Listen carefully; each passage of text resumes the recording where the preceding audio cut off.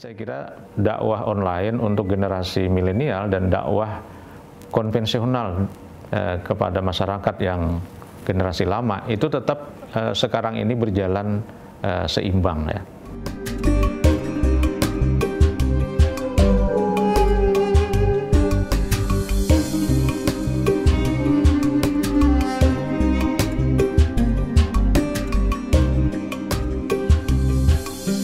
Maka sebagai orang yang beriman lagi bertakwa kepada Allah dan menggunakan media sosial dalam rangka untuk mengoptimalkan dakwah di jalan Allah Subhanahu wa taala, pahami bahwa kita bisa berdakwah dengan menggunakan media sosial.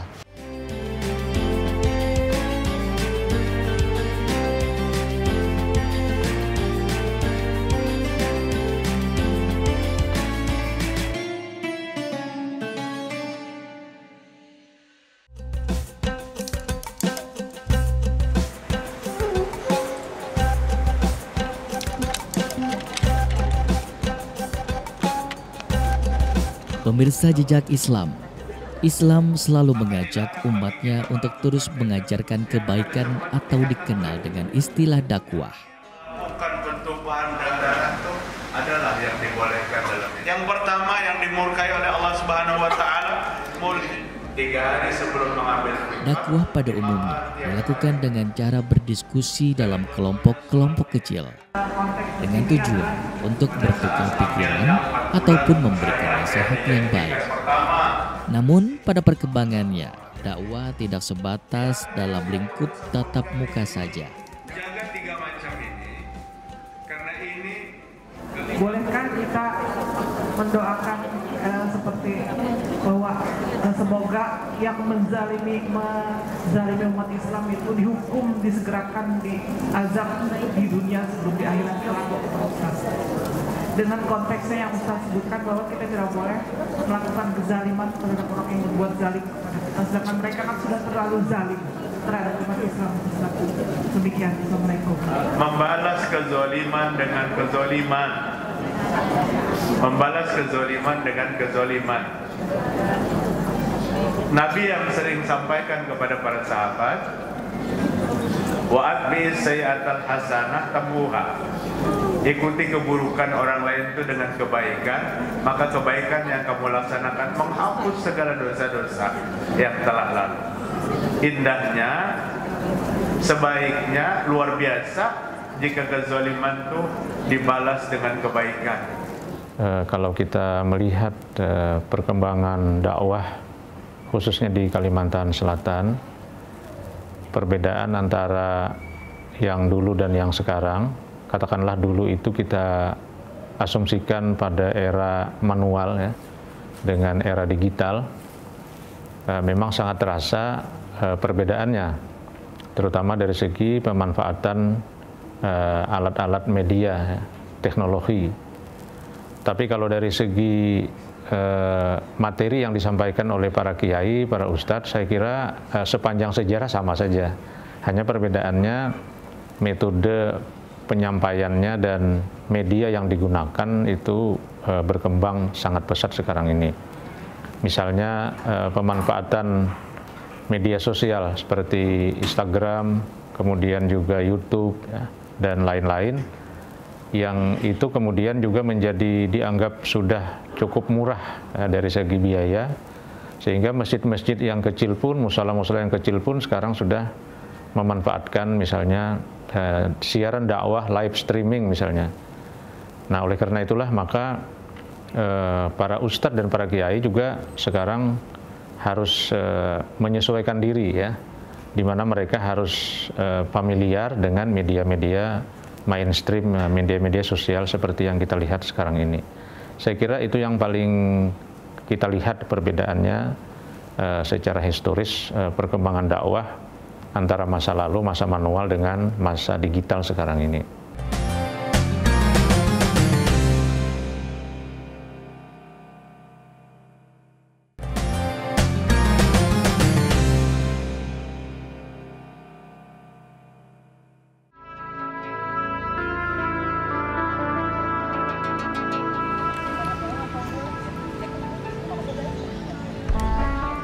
Di era milenial seperti saat ini, media sosial merupakan salah satu yang memiliki pengaruh cukup besar terhadap perilaku manusia. Media sosial menjadi sarana penyampaian pesan, informasi, serta menjadi ruang budaya baru. Warahmatullahi wabarakatuh. Waalaikumsalam warahmatullahi wabarakatuh. Ibu-ibu sekalian, di era kita saat ini, media sosial ini menjadi penting. Untuk apa? Untuk kita gunakan dalam rangka mengoptimalkan agar bisa menyampaikan nilai-nilai dakwah. Karena mau tidak mau, Bu, bahkan seusia ibu atau apalagi yang di atas ibu, bahkan di bawah ibu, seperti di zaman-zaman ulun nih, di angkatan-angkatan ulun, di angkatan-angkatan saya, yang mereka menggunakan media sosial. Bahkan aktif, ada aplikasi-aplikasi yang lain, Bu, ya, yang mereka aktif bikin foto, bikin video, bikin konten, dan lain sebagainya. Nah, karena sekarang adalah eranya media sosial, maka kita punya kewajiban sebagai hamba Allah yang difasilitasi media sosial ini untuk juga mengambil peran dalam dakwah. Ibu barangkali cukup aktif di media sosial, punya teman yang barangkali nggak terlalu bisa media sosial, tapi dia mau juga ikut berperan, ajarkan. Untuk apa? Agar dakwah ini bisa benar-benar tersampaikan kepada saudara-saudara kita di luar sana yang belum sampai secara langsung kita sampaikan. Maka ibu-ibu sekalian, wajib bagi kita agar kita senantiasa mempelajari hal-hal yang perlu kita pelajari, terutama di era media sosial ini. Kita punya peran, Bu.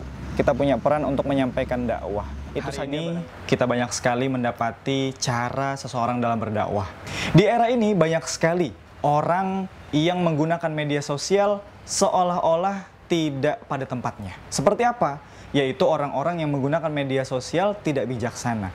Maka kita sebagai orang yang beriman lagi bertakwa kepada Allah Subhanahu wa taala, hendaknya wajib untuk memahami bagaimana kita mampu mengoptimalkan dakwah ini dengan media sosial.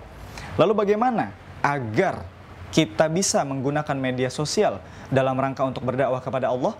Kita pahami dulu yang pertama, yaitu media sosial adalah sumber informasi, bukan sumber kebenaran. Jika ada berita, informasi, atau apapun yang barangkali viral Anda lihat, belum tentu itu benar. Maka wajib bagi kita sebagai orang yang beriman untuk apa? Untuk memvalidasi, untuk memastikan kembali apakah informasi yang kita terima ini sudah benar atau barangkali perlu diperbaiki. Maka sebagai orang yang beriman lagi bertakwa kepada Allah dan menggunakan media sosial dalam rangka untuk mengoptimalkan dakwah di jalan Allah Subhanahu wa taala, pahami bahwa kita bisa berdakwah dengan menggunakan media sosial.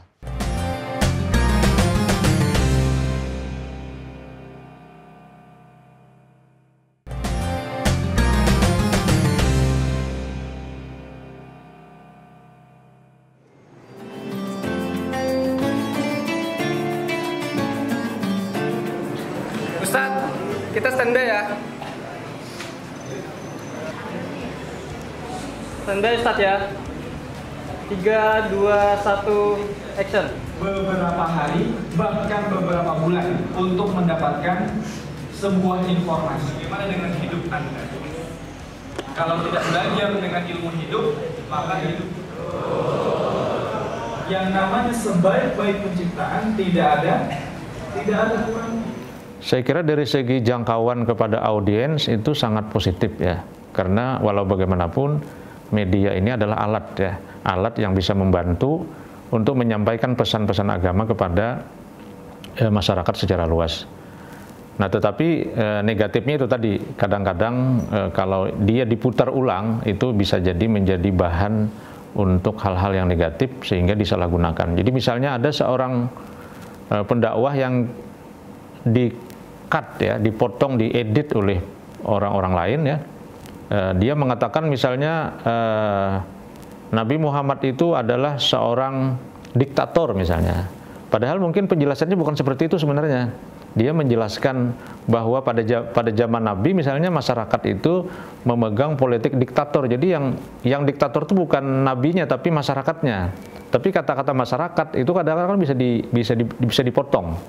Nah, sehingga menimbulkan kegaduhan kadang-kadang materi-materi dakwah di media sosial itu, padahal mungkin secara logis terasa tidak mungkin seorang ulama mengatakan sesuatu yang tidak benar kepada para nabinya. Nah inilah, oleh karena itu diperlukan saya kira literasi dan edukasi terkait dengan media sosial ini, tapi juga para ulama dan para pengelola majelis taklim dan pengelola dakwah itu harus cerdas memanfaatkan media sosial ini semaksimal mungkin sehingga membantu dakwah-dakwah ini bisa lebih masif sampai kepada masyarakat secara luas.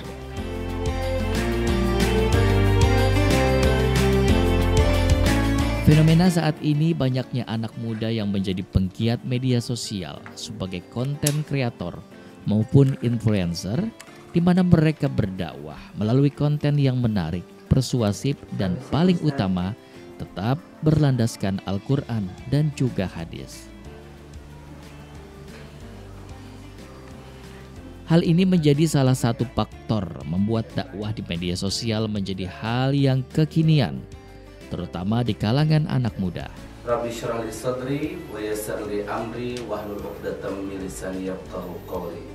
Menuntut ilmu tidak hanya bisa menuntut ilmu, tapi harus memenuhi syarat-syaratnya dulu sebelum menuntut ilmu. Jadi alangkah bagusnya sebagai orang-orang yang menuntut ilmu, khususnya kita anak-anak yang masih di dunia pendidikan, hendaklah kita selalu beradab kepada guru kita agar kita mendapatkan keberkahan dari ilmu yang diajarkan oleh guru-guru kita. Wassalamualaikum warahmatullahi wabarakatuh. Dakwah sosial media itu yang paling krusial sebenarnya adalah keterpisahan antara pendakwah dengan masyarakat yang didakwahinya. Nah, keterpisahan ini kadang-kadang menyebabkan materi yang disampaikan itu tidak tepat. Nah, berbeda dengan kalau kita berada secara langsung di tengah masyarakat ya. Karena dakwah ini kan sebenarnya adalah satu seni sebenarnya, satu strategi untuk mencapai tujuan. Jadi kadang-kadang seorang pendakwah itu dia tidak bisa mempersiapkan 100% materi dakwahnya sejak dari rumah.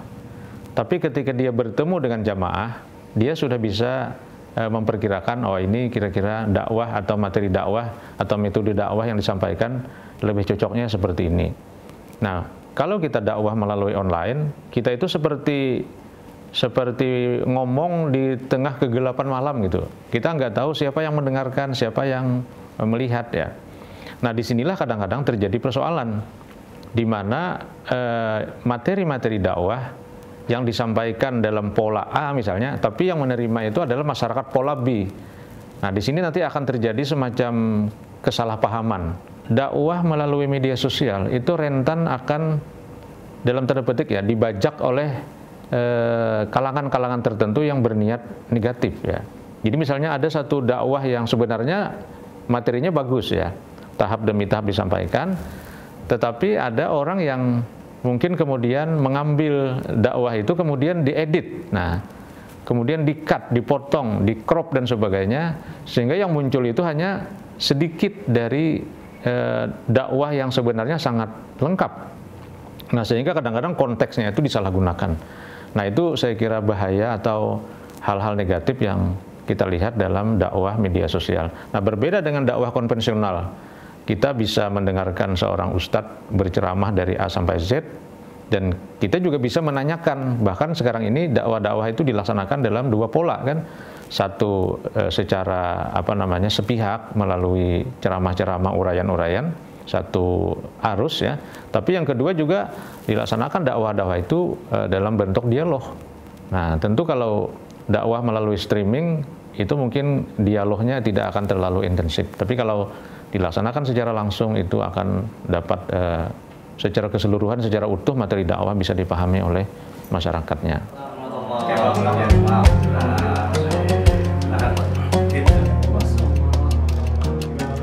Melalui konten menarik dan informasi yang mudah dipahami, maka diharapkan dapat mencapai masyarakat dengan latar belakang usia, budaya, dan ras yang berbeda.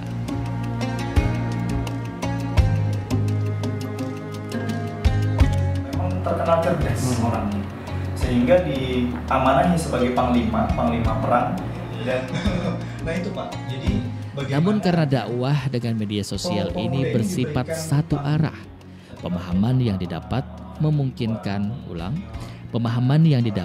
kemungkinan besar berbeda dengan maksud pesan yang sebenarnya dari Al-Quran dan hadis. Welcome berarti itu Bang, ya kita kalau orang mau berbagi dengan saya gitu loh. Ini rumah Allah. Betul. Nah, ketika semua umat, terutama saudara-saudara kita, masyarakat kita. Oh iya, kalau di lingkungan perguruan tinggi, karena kita ini sebagai lembaga pendidikan dan juga sebenarnya lembaga dakwah, kita sudah memanfaatkan media-media modern ya. Jadi misalnya di UIN Antasari ini sudah ada misalnya Uina TV. Ya, Uina TV itu semacam TV yang dikelola oleh Fakultas PB UIN Antasari Banjarmasin. Juga kita punya radio Rafada namanya, radio Fakultas Dakwah yang disiarkan melalui gelombang FM, tapi juga dilayankan melalui live streaming. Demikian juga kita punya podcast UIN Antasari yang juga tujuannya adalah untuk mengembangkan media dakwah tersebut. Perusahaan yang baik, sejauh ini ya, setahun. Boleh kita cerita dulu terkait dengan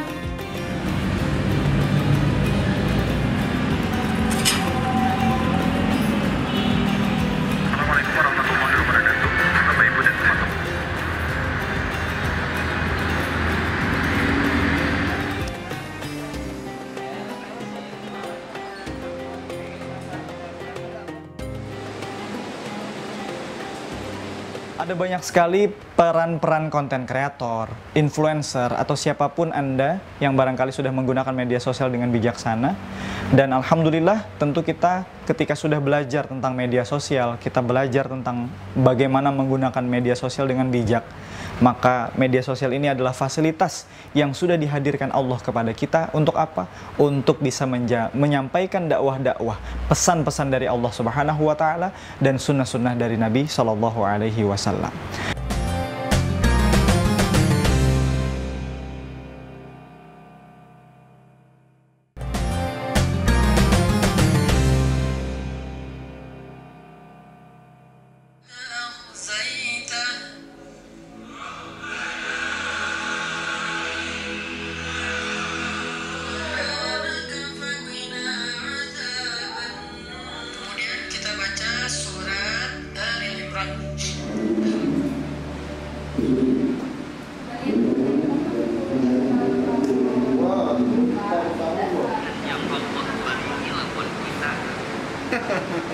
Guru ini lucu sekali.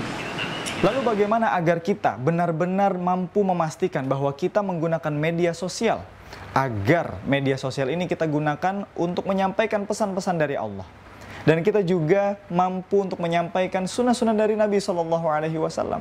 Maka perlu kita untuk mempelajari bagaimana agar media sosial ini bisa kita gunakan sebaik-baiknya agar diterima oleh orang-orang yang menyaksikan konten dari kita atau foto dan video dari kita. Maka sebagai Anda yang memiliki media sosial atau bahkan menggunakan media sosial untuk berdakwah, wajiblah bagi Anda mempelajari bagaimana caranya, bagaimana agar Anda membuat konten yang baik, bagaimana Anda menggunakan atau membuat video-video yang baik untuk memastikan orang-orang yang menyaksikan foto atau video Anda bisa menerima apa yang Anda sampaikan. Ada banyak sekali pelajaran-pelajaran yang sudah kita dapatkan. Kalau dulu, teman-teman dan saudara-saudara pemirsa dimanapun Anda berada, kalau dulu di zaman Nabi SAW belum ada media sosial. Yang ada adalah apa? Yaitu berita dari satu orang ke orang yang lain. Sehingga penyampaian informasi mengandalkan mulut ke mulut atau orang menuju orang lain. Saat ini, di era media sosial, kita sudah sangat cepat sekali. Informasi begitu cepat kita dapatkan. Bahkan ketika berita-berita yang semestinya barangkali perlu diedit dulu atau diperbaiki dulu, itu ya kita langsung terima di media sosial. Kenapa? Karena begitu mudahnya orang-orang memviralkan sebuah informasi. Namun sayangnya ada hal-hal yang barangkali tidak bijaksana. Ada hal-hal yang barangkali tidak dewasa dilakukan di media sosial. Apa itu? Yaitu bagaimana seseorang ketika membuat sebuah informasi itu viral, tidak memberikan informasi yang jelas, tidak memberikan informasi yang lengkap. Abdullah bin Abbas radhiyallahu anhu wa muqtadin fil Islam sunnah, tiga macam ini. Karena ini kalimatnya awalun nas, huruf dengan statement ini.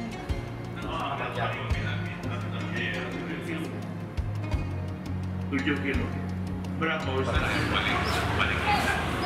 Kemudian pertanyaan, pada saat dia mengusir, dia berniat untuk menang. Namanya dakwah ya. Jadi bahkan saya kira dari segi efektivitas menjangkau audiens atau objek dakwah, itu dakwah secara online kan dianggap lebih mumpuni ya. Bahkan dia juga bisa diulang untuk mengikuti pada saat-saat yang lain, berbeda dengan dakwah secara konvensional. Nah, tetapi mungkin secara psikologis memang keterpisahan antara kiai dengan antara ustadz dengan jamaahnya itu memang terasa ada hal yang hilang ya. Saya sebagai pegiat dakwah itu merasakan. Jadi kalau kita berdakwah misalnya melalui rekaman-rekaman YouTube saja, itu terasa agak hambar gitu ya. Jadi berbeda dengan kita bertemu langsung dengan masyarakat yang ingin kita sampaikan pesan-pesan agama. Itu terasa ada semacam kontak batin gitu ya. Jadi ada semacam ikatan batin antara kita dengan masyarakat yang kita dakwahi. Nah, oleh karena itu saya kira ke depan walau bagaimanapun dakwah konvensional itu tetap penting dan tetap sangat berarti. Apalagi sekarang misalnya kalau jamaah-jamaah masjid, apalagi salat subuh misalnya, itu sebahagian besar, bahkan bisa dikatakan mungkin 99% itu adalah masyarakat generasi lama ya. Jadi istilahnya kalau sekarang itu generasi milenial, kadang-kadang disebut generasi kolonial gitu, generasi lama maksudnya. Jadi mereka juga tidak terlalu akrab dengan media mainstreaming sekarang. Jadi mereka lebih senang kalau ke masjid itu ya datang ke masjid, kalau ada di musala acara dakwah datang ke musala. Jadi alhamdulillah hari ini kita banyak yang pegawai di yayasan apa misalkan nasibnya. Kalau tahu jawab kita yang lebih tahu ayatnya panjang ini sedang gimana kayak ini nanti pas kan. Subhanallahi wa bihamdihi 3 kali. Di hadis ini terjemah angkat kepalanya. Semua kabbara wa sajada, kemudian takbir lalu sujud. Maka demikian itulah salatnya Rasulullah SAW. Bahwasanya Rasulullah SAW adalah takbir beliau itu di awal rakaat sebanyak 6 kali takbir. Laisu bi anbiya wala syuhada. Wa